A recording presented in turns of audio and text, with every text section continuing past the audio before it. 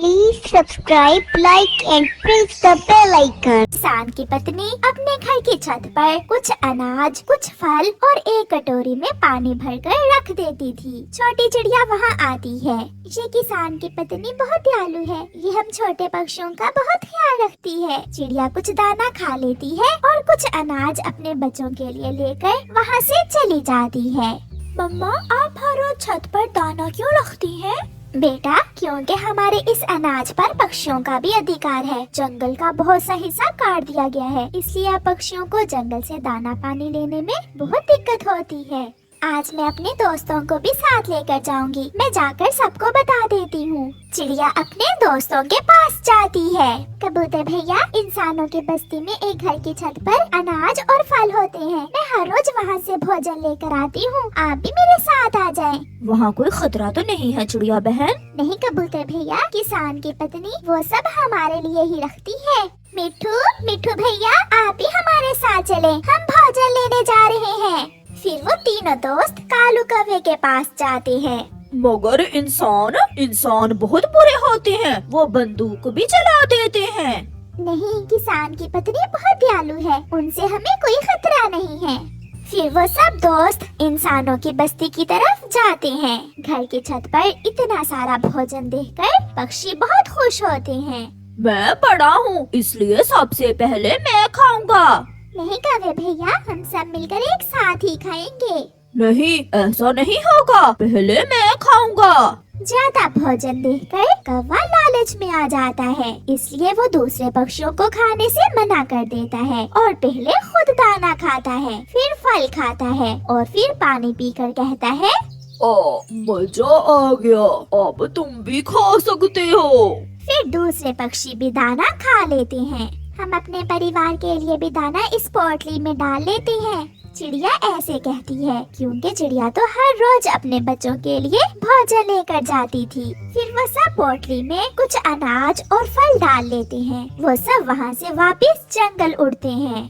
रास्ते में जाते हुए कालू कौवे के दिल में फिर से लालच आ जाता है। वो सब जंगल पहुँच जाते हैं। कौवे, आप हम सब का हिस्सा हमें बांट कर दे दो। कौन सा हिस्सा? मेरी पत्नी भी भूखी है और मेरा जग्गू बेटा भी। इस भोजन से तो उनका पेट ही भरेगा। चिड़िया, मैंने आपको मना भी किया था कि इस कौवे को साथ ना लेकर जाओ। इस भोजन में हम सबका हिस्सा है। कौवे भैया, मैंने ही तो आपको उस भोजन के बारे में बताया था। जो भी है, मैं इसमें से किसी को कुछ नहीं दूंगा। कौवा वो पोटली लेकर वहाँ से अपने घर चला जाता है। अपने पति के पास भोजन की पोटली देखकर गोरी बहुत खुश हो जाती है। कालू जी, आज तो तुम इतना सारा भोजन कमा लाए हो। हाँ, अब से हमें भोजन की कोई चिंता नहीं है। किसान की पत्नी छत पर जितना भी भोजन रखेगी वो हम ही उठा कर ले आया करेंगे। तो फिर तुम्हें उनके साथ जाने की क्या जरूरत है? हम दूसरे पक्षियों से पहले ही इंसानों की बस्ती पहुंच जाएंगे और सारा दाना उठा लिया करेंगे। ये ठीक है, हम ऐसा ही करेंगे।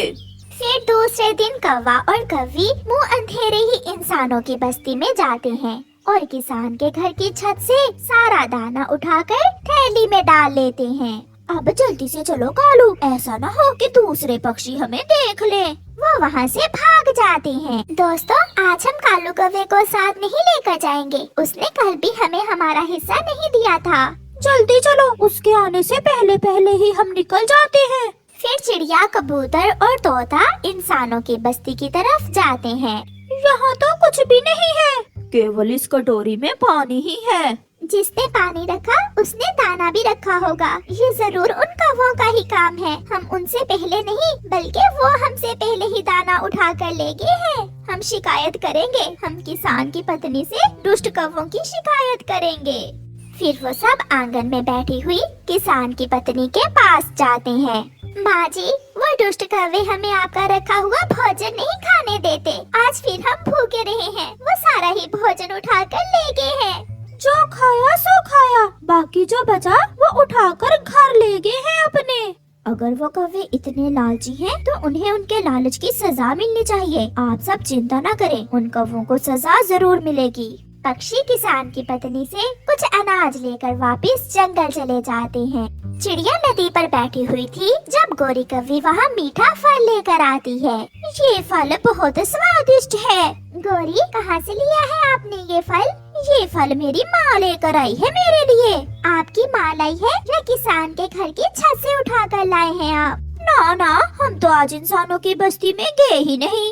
दूसरे दिन सुबह सवेरे ही कौवा और कौवी फिर से इंसानों की बस्ती की तरफ चले जाते हैं, मगर आज छत पर दाना नहीं था, बल्कि वहाँ एक पिंजरा पड़ा हुआ था जिसके अंदर कुछ अनाज और कुछ फल थे। कालू जी, यहाँ ये पिंजरा क्यों है? हमें इससे कोई खतरा नहीं है। किसान की पत्नी बहुत दयालु है, हमें उसे कोई डर नहीं है। ऐसा कहते हुए कालू कौवा पिंजरे में घुस जाता है। पीछे ही गोरी कौवी भी पिंजरे में जाती है। जैसे ही वो दोनों पिंजरे में जाते हैं, किसान की पत्नी रस्सी खींचकर पिंजरे का दरवाजा बंद कर देती है। कौवो, लालच बुरी बला होती है। इतना भी क्या लालच कि तुम अपने ही दोस्तों को धोखा देते हो। माँ जी, हमें माफ कर दे। माँ जी, हम लालच में आ गए थे, फिर हम कभी ऐसा नहीं करेंगे। थोड़ी देर बाद दूसरे पक्षी भी वहाँ आ जाते हैं। वो रहे लालची कौवे, वो रहे वो पिंजरे में कैद हैं। किसान की पत्नी ने इन्हें अच्छी सजा दी है। अब ये कौवे जान जाएंगे कि दोस्तों का साथ जरूरी होता है। फिर पक्षी मजे मजे से भोजन खाते हैं। चिड़िया बहन, प्लीज हमारी मदद करो। किसान की पत्नी आपकी बात मानकर हमें आजाद कर देगी, ताकि आजाद होने के बाद तुम दोनों फिर से हमारे साथ चालाकी करो और हमसे पहले ही आकर भोजन उठा कर ले जाओ। चिड़िया, माँ कसम, हम कभी ऐसा नहीं करेंगे और ना ही तुम सबसे लड़ाई करेंगे। किसान की पत्नी भी सीढ़ी लगाकर ऊपर आती है। मैं तो समझी थी कि लालची हम इंसान ही होते हैं, मगर ये कौवे तो हम इंसानों से भी 2 हाथ आगे हैं। पक्षियों, आप दाना खाओ, पानी पियो और ये कौवे इसी पिंजरे में ही रहने दो। इनकी अकल ठिकाने आ जाएगी। मैं मर जाऊंगा। दोस्तों, मुझे छोड़कर न जाना, मैं मर जाऊंगा। मैं तो कैद में एक दिन भी जिंदा नहीं रह सकता। फिर वो सब पक्षी किसान की पत्नी से कहते हैं, माँ जी, इन्हें माफ कर दें, इन्हें अपनी गलती का एहसास हो गया है। माँ जी, पहले इनसे पेपर साइन करवा लें कि ये फिर कभी लालच नहीं करेंगे। फिर किसान की पत्नी एक पेपर पर लिखती है और उन कौवों से साइन करवाती है और उन्हें आजाद कर देती है। कौवे तो पिंजरे से निकलते ही वहाँ से भाग जाते हैं, जिन्हें देखकर दूसरे पक्षी हंस रहे थे। ऐसे कौवों को उनके लालच की सजा मिलती है। प्यारे दोस्तों, इस कहानी को लाइक करना बिल्कुल मत भूलना। आपका धन्यवाद। सूखे पेड़ के नीचे आराम से लेटा हुआ कालू कौवा गीत गा रहा था। मैं कौवा काले रंग का, मैं कौवा कुछ ना करना मेरा काम। कालू कौवा मेरा नाम, कालू कौवा मेरा नाम। ला ला ला ला ला ला ला। जब उसकी नजर सामने से आती हुई चिड़िया पर जाती है, उसकी चोंच में भोजन देखकर कालू कौवा चिड़िया से भोजन लेने का सोचता है। मर गया, मैं गया, मुझे कुछ दिखाई नहीं दे रहा, कोई मेरी मदद करे, आए। चिड़िया कालू कौवे की आवाज सुनकर वहाँ आ जाती है। कालू कौवे, क्या हुआ है तुम्हें और तुमने अपनी आंखें क्यों बंद कर रखी हैं? चिड़िया, मैं यहाँ भोजन की खोज में आया था कि कम वक्त 2 मच्छर सीधे आए और मेरी आंखों में घुस गए। मेरी तो आंखें ही नहीं खुल रही। कौवे भैया, आप मेरे पीछे पीछे उड़ते आए, मैं आपको आपके घर तक छोड़ देती हूँ। नहीं चिड़िया, ऐसे मुझसे उड़ा नहीं जाएगा। मुझे जोरों की भूख लगी है, मुझे थोड़ा सा भोजन दे दो, यही एहसान होगा तुम्हारा मुझ पर। चिड़िया नाटकी कालू कौवे को थोड़ा सा भोजन दे देती है और वहाँ से चली जाती है। आहिस्ता से कालू अपनी एक आंख खोलकर देखता है और उछलने लगता है।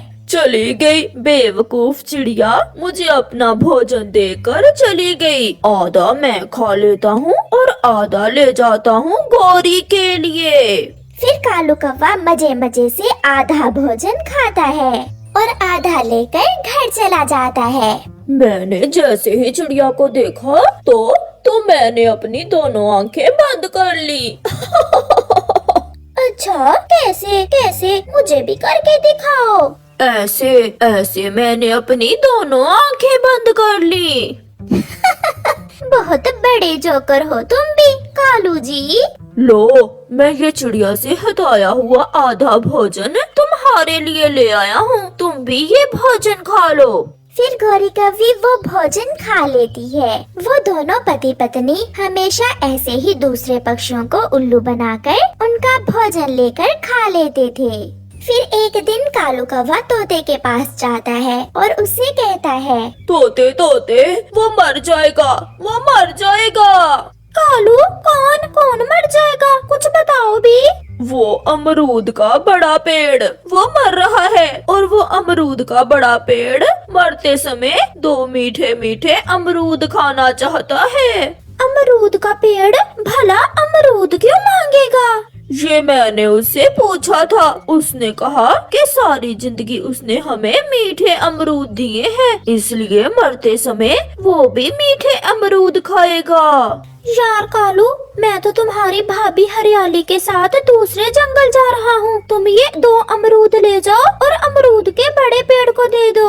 कालू कौवा तोते से मीठे अमरूद लेकर वहाँ से भाग जाता है। वो वीराने में जाता है और वहाँ जाकर मजे मजे से मीठे मीठे अमरूद खा लेता है।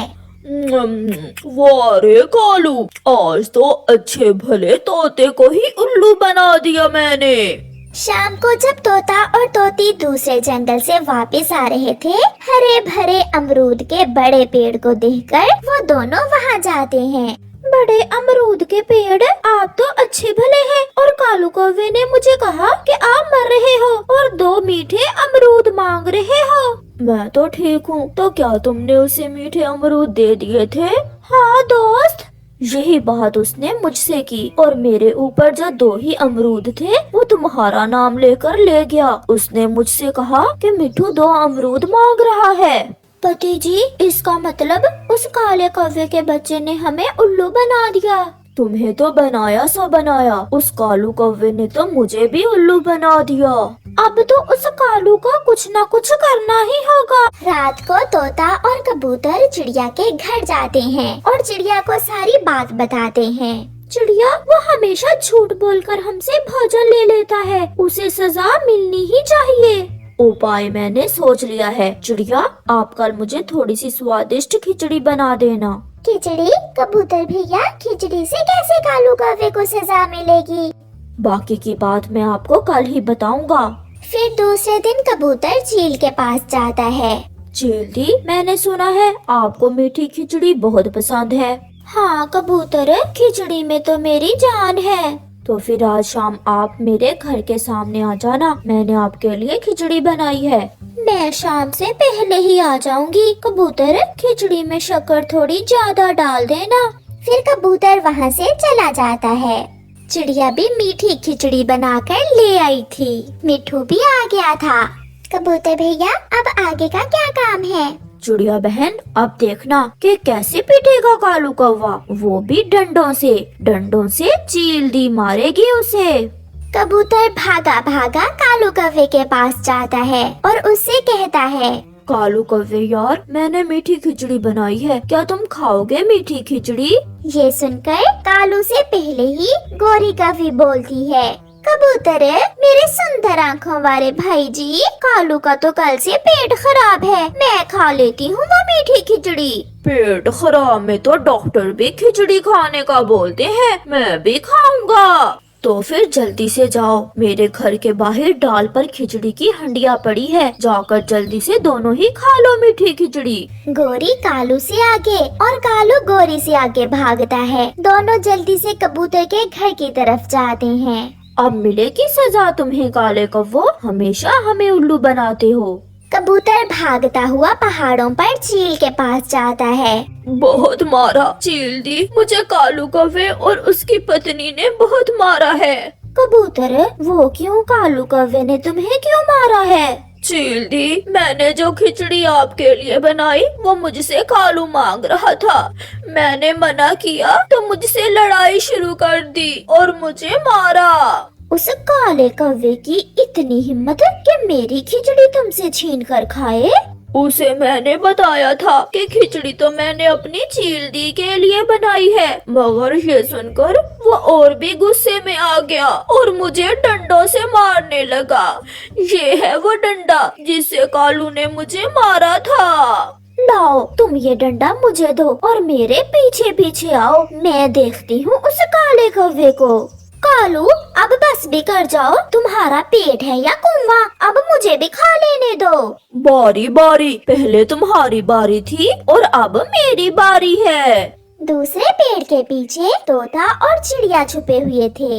ये कबूतर न जाने कहाँ चला गया, अब तो कौवों ने सारी ही खिचड़ी खा ली होगी। इतनी ही देर थी कि चील भी डंडा उठाए भागी भागी वहाँ आ जाती है। रुको रुको काले कौवो, ये खिचड़ी तुम क्यों खा रहे हो? चील को देखकर गौरी और कालू की तो जान ही निकल जाती है। चील दी, ये खिचड़ी हमें कबूतर ने दी है। झूठ, ये झूठ बोल रही है। चील दी, मैंने तो ये खिचड़ी आपके लिए बनाई थी, मगर इन काले कौवों ने मुझसे हंडिया ही छीन ली। फिर क्या था, चील बड़े डंडे से दोनों कौवों की खूब पिटाई करती है। मेरी पूंछ चील दी, छोड़ दे चील दी, मेरी पूंछ टूट जाएगी। पिटाई करने के बाद चील वहाँ से चली जाती है। चिड़िया और मिट्ठू भी वहाँ आ जाते हैं। सब हंस रहे थे। हमें उल्लू बनाते हो, आज सजा मिली है तुम्हें हमें उल्लू बनाने की। गंदी आँखों वाले कबूतर, ये तुमने ठीक नहीं किया हमारे साथ। जो तुम करते हो वो ठीक होता है? कभी मुझे, कभी चिड़िया को और कभी हमारे मिट्ठू को उल्लू बनाते हो तुम। फिर रोते हुए कौवे वहाँ से चले जाते हैं। ऐसे कबूतर उन्हें सजा देता है और उनकी पिटाई चील से करवाता है। Please subscribe, like and press the bell icon.